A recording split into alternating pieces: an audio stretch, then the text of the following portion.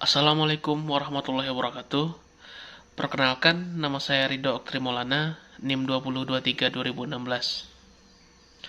Baiklah, di sini saya akan menjelaskan tentang dasar-dasar administrasi pendidikan.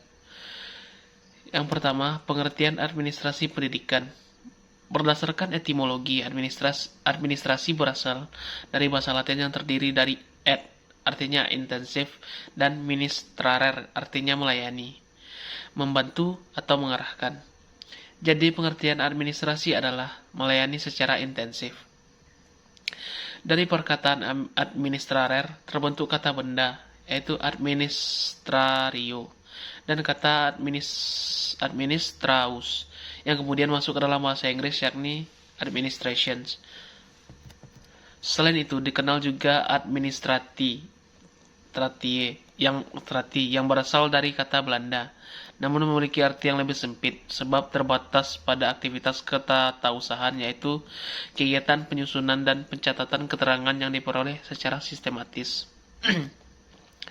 Administrasi sering dikaitkan dengan aktivitas administrasi perkantoran yang hanya merupakan salah satu bidang dari aktivitas administrasi yang sebenarnya. Ditinjau dari katanya, administrasi mempunyai arti sempit dan arti luas. Dalam arti sempit, diartikan sebagai kegiatan pencatatan data, surat informasi secara tertulis serta penyampaian dokumen sehingga dapat dipergunakan kembali bila diperlukan. Dalam hal ini, kegiatan administrasi meliputi pekerjaan tata usaha. Dalam arti yang luas, administrasi menyangkut kegiatan manajemen atau pengelolaan terhadap keseluruhan komponen organisasi untuk mewujudkan tujuan atau program organisasi. Dengan demikian, dapat dikatakan bahwa pekerjaan administrasi merupakan pekerjaan operatif dan manajemen. Sedangkan administrasi pendidikan merupakan perpaduan dari dua kata, yakni administrasi dan pendidikan. Pada hakikatnya, administrasi pendidikan adalah penerapan ilmu administrasi dalam dunia pendidikan atau dalam pembinaan, pengembangan, dan pengendalian usaha praktek-praktek pendidikan. Administrasi sekolah merupakan salah satu bagian dari administrasi pendidikan, yaitu administrasi pendidikan yang dilaksanakan di sekolah. Salah satu adalah administrasi sekolah adalah tata usaha. Selanjutnya adalah dasar dan prinsip administrasi pendidikan. Yang pertama, prinsip efisiensi. Administrator akan berhasil dalam tugasnya bila ia menggunakan semua sumber, tenaga, dana, dan fasilitas yang ada secara efisien. Selanjutnya, prinsip pengelolaan. Administrator akan memperoleh hasil yang efektif dan efisien dengan cara melakukan pekerjaan manajemen, yakni merencanakan, mengorganisasikan, mengarahkan, dan melakukan pemeriksaan atau pengontrolan. Selanjutnya, prinsip pengutamaan tugas pengelolaan. Bila diharuskan untuk memilih pekerjaan manajemen dan pekerjaan operatif dalam waktu yang sama, seorang administrator cenderung memprioritaskan pekerjaan operatif.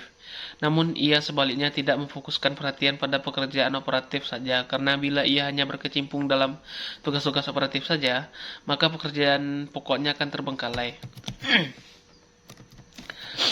Selanjutnya, prinsip kepemimpinan yang efektif. Seorang administrator akan berhasil dalam tugasnya apabila ia memiliki gaya kepemimpinan yang efektif, yakni memperhatikan hubungan antar manusia atau human relationships, pelaksanaan tugas, serta memperhatikan situasi dan kondisi atau sikon yang ada. Adapun tentang gaya kepemimpinan yang efektif adalah mampu memelihara hubungan baik dengan bawahannya. Di samping itu, ia juga harus memperhatikan pembagian dan penyelesaian tugas bagi setiap anggota organisasi yang sesuai dengan jenis pekerjaannya. Selanjutnya adalah prinsip kerjasama. Administrator dikatakan berhasil dalam melakukan tugasnya bila ia mampu mengembangkan kerjasama antara seluruh anggota baik secara horizontal maupun secara vertikal. Adapun prinsip yang digunakan dalam kurikulum 1975 sebagai landasan operasional kegiatan administrasi di sekolah adalah berikut ini. Yang pertama, prinsip fleksibilitas. Prinsip fleksibilitas yaitu penyelenggaraan pendidikan di sekolah harus memperhatikan faktor-faktor ekosistem dan kemampuan menyediakan fasilitas untuk pelaksanaan pendidikan sekolah. Yang selanjutnya prinsip efisiensi dan efektivitas. Efisiensi tidak hanya dalam penggunaan waktu secara tepat, melainkan juga dalam pendayagunaan tenaga secara optimal. Selanjutnya, prinsip berorientasi pada tujuan. Semua kegiatan pendidikan harus berorientasi untuk mencapai tujuan. Administrasi pendidikan di sekolah merupakan komponen dalam sistem pendidikan, maka untuk menjamin tercapainya tujuan tersebut, tujuan operasional yang sudah dirumuskan harus menjadi sandaran orientasi bagi pelaksanaan kegiatan administrasi pendidikan di sekolah. Selanjutnya, prinsip kontinuitas. Prinsip kontinuitas ini merupakan landasan operasional dalam melaksanakan kegiatan administrasi di sekolah. Karena itu, dalam tiap jenjang pendidikan harus memiliki hierarki yang saling berhubungan. Prinsip pendidikan seumur hidup. Setiap manusia Indonesia diharapkan untuk selalu berkembang. Karena itu, masyarakat ataupun pemerintah diharapkan dapat mencapai situasi yang dapat mendukung dalam proses belajar mengajar.